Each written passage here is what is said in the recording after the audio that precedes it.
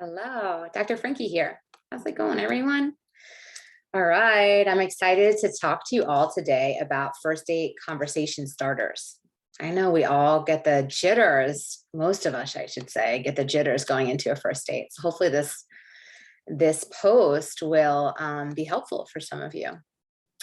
First dates are nerve-wracking, and for good reason.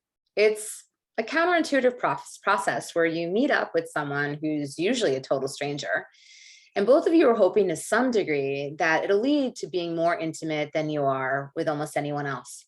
And that if it goes well, leaving aside concerns like whether you're attracted to each other or like each other, equal amounts.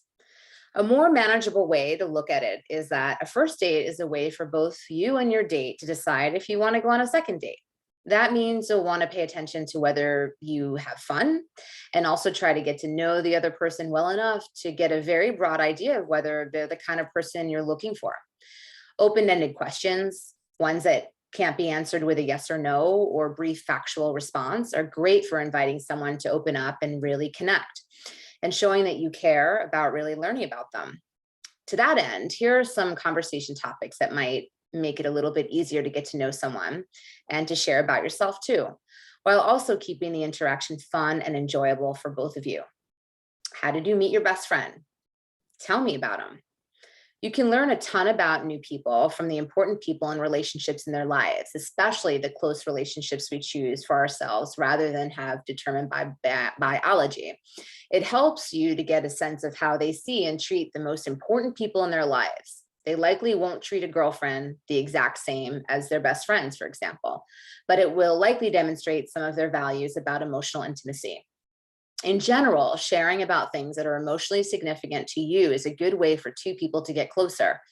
But too often, people interpret that to mean they should share about all their most intense trauma in great detail. Instead, ask to hear the backstory and details on significant positive part of someone's inner world and offer your own. And be careful not to overshare, especially on a first date. What do you like, dislike most about your job? It's standard to trade what each of you does for a living, right? In fact, you may have already done this before you even got to the first date. But what someone does for a living doesn't necessarily tell you about really much about them, right? As single adults, we often don't have anyone in our lives to talk to who want to hear about our jobs, even though we spend most of our waking hours there.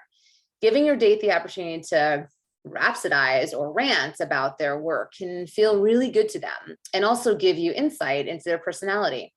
If their favorite thing is getting to connect with new people on sales calls, you know they're likely extroverted and outgoing with a lot of social skills. If they hate their boss who is like, they may be conflict averse or passive aggressive, that's helpful information about how they interact with people. As a kid, what did you want to do when you grew up? How does what you do now compare? Learning about someone's early years and childhood is such a key part of getting to know them.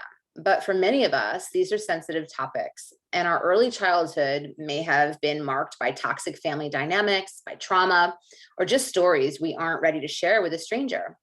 Asking questions like this gives your date an opening to talk about the full scope of their life, including their childhood, in a way that's happy or at least neutral, especially again, if it's a first date.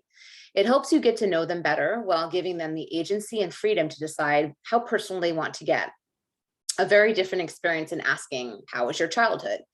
It also gives you a chance to get a little bit of insight as to how they're feeling about how their life is going. Do they seem resigned when talking about their current lived experience, or do they seem to feel aligned with their idealistic childhood values and have worked to make a life their childhood self would be really proud of? It also gives them a chance to kind of show you, are they going to overshare? Are they going to be inappropriate with what they share? You want to know that too.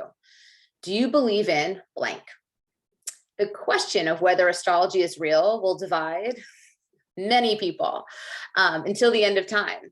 If you enjoy flirting, bickering, it could be a great way to develop some banter.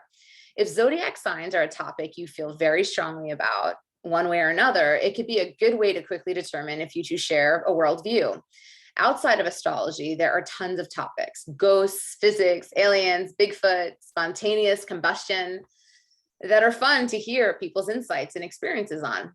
Organized religion or the existence of God might be a bit heavy for a first date, but otherwise, these questions are often really energizing and fun once to develop a rapport over without having to dredge up a lot of personal stories or share too much too soon. Maybe you'll even have a few inside jokes about it for a second date. How have you been finding dating? There are a lot of ways to personalize this question based on the context of your date. How are you finding dating on OkCupid? What's dating in Boulder been like for you? I know you recently separated. What's dating after that been like? Regardless of the specifics, it's a good way to begin to transition from general small talk to discussing relationships in general and starting to get a sense of whether you too share similar values. If dating hasn't been going well, and who feels totally successful in dating anyway, it provides something to bond over. The easiest way to get a rapport with someone is to communicate over a shared annoyance. More than that, though, their insights as to what they feel about dating and why are helpful.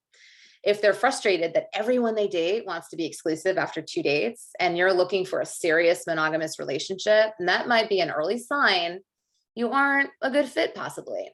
If they're still going out with new people, it generally means they haven't found what they're looking for yet. That is a neutral way to segue into talking about what that is for both of you and move into more direct communication about your wants and needs romantically. Hopefully you found some value in today's topic, first date conversation starters. And if so, please share it. If you think folks will be able to get something from it that's useful, valuable, comment below. I want to hear your thoughts. If you disagree, I want to hear it. I invite you to share. And I will be here next week if you want to read more of my articles. All my articles that I put out weekly, they are on a blog on my website, www.littlegaybook.com. You can also visit me at drfrankie.com. And I'll see you next week. Bye, everyone.